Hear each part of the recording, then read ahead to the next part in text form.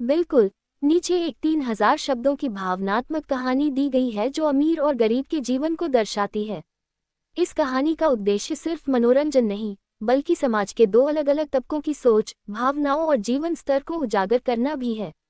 कहानी का शीर्षक, एक ख्वाब दो जिंदगियां। भाग एक, दो अलग दुनिया।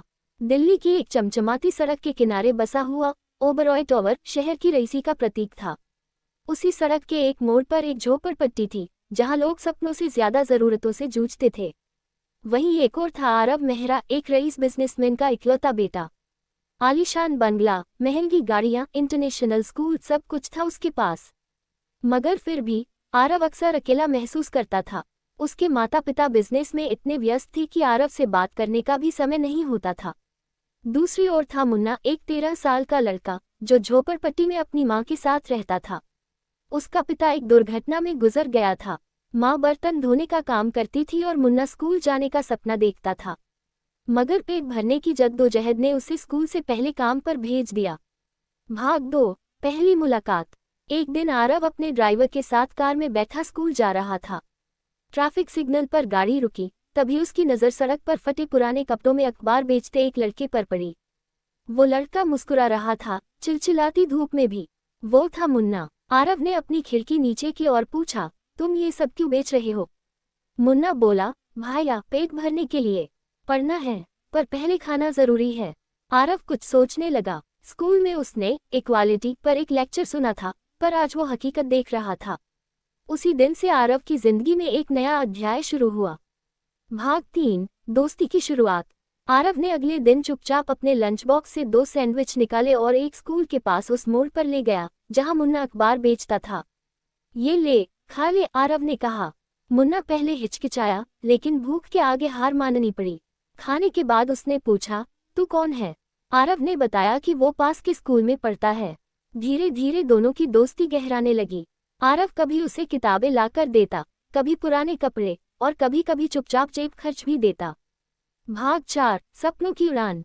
एक दिन मुन्ना ने आरव से कहा, मुझे भी पढ़ना है यार, बस एक बार पढ़ने का मौका मिल जाए। आरव ने घर आकर अपने पिता से कहा, डैड, आप हमेशा कहते हैं कि समाज को कुछ लौटाना चाहिए। क्या आप मुन्ना की पढ़ाई की जिम्मेदारी नहीं ले सकते? पहले तो आरव के पिता ने बात को टाल दिया, पर जब उन्होंने देखा कि आरव इस विषय को लेकर गंभीर है, तो उन्होंने एक एनजीओ के जरिए मुन्ना का दाखिला पास के सरकारी स्कूल में करवा दिया। मुन्ना की दुनिया ही बदल गई। भाग 5, संघर्ष और समर्पण। स्कूल में मुन्ना को शुरू में दिक्कतें आईं। बाकी बच्चे उसका मजाक उड़ाते थे, उसके कपड़े, उसकी भाषा, उसका पिछला जीवन सब निशाना बनते थे। मगर उसने हार नहीं मानी। आरव उसका सहारा बना रहा। दोनों मिलकर पढ़ते, होमवर्क करते और जीवन के बारे में बातें करते। वहीं दूसरी ओर आरव अपने अमीर दोस्तों से कटता जा रहा था। उसे अब महंगे गैजेट्स में नहीं, इंसानों के जज्बातों में दिलचस्पी थी। भाग 6, वक्त की करवट। समय बीता। मुन्ना ने 10वीं की परीक्षा में जिले में टॉप किया। उसे स्कॉलरशिप मिली और वो एक अच्छे कॉलेज में पढ़ने लगा। आरव ने भी बिजनेस मैनेजमेंट में दाखिला लिया, मगर अब उसका मकसद सिर्फ पैसे कमाना नहीं था, वो कुछ ऐसा करना चाहता था जिससे वो समाज में बदलाव ला सके। दोनों दोस्तों की राहें अलग थीं, मगर दिलों का रिश्ता वैसा ही बना रहा। भाग 7, पुनर्मिलन। 10 साल बाद दिल्ली के एक बड़े हॉल में एक कार्यक्रम चल रहा था, यूथ आइकॉन ऑफ इंडिया का अवार्ड सेरेमनी। मंच पर एक नाम पुकारा गया, डॉक्टर मुन्ना सिंह। मुन्ना अब एक सोशल एंटरप्रेन्योर था, जिसने गरीब बच्चों के लिए मोबाइल स्कूल शुरू किया था। उसने हजारों बच्चों की जिंदगी बदल दी थी। जब वह मंच पर पहुंचा, तो मीडिया वाले उससे सवाल पूछने लगे, आपका प्रेरणा स्रोत कौन था? मुन्ना की आंखें भर आईं।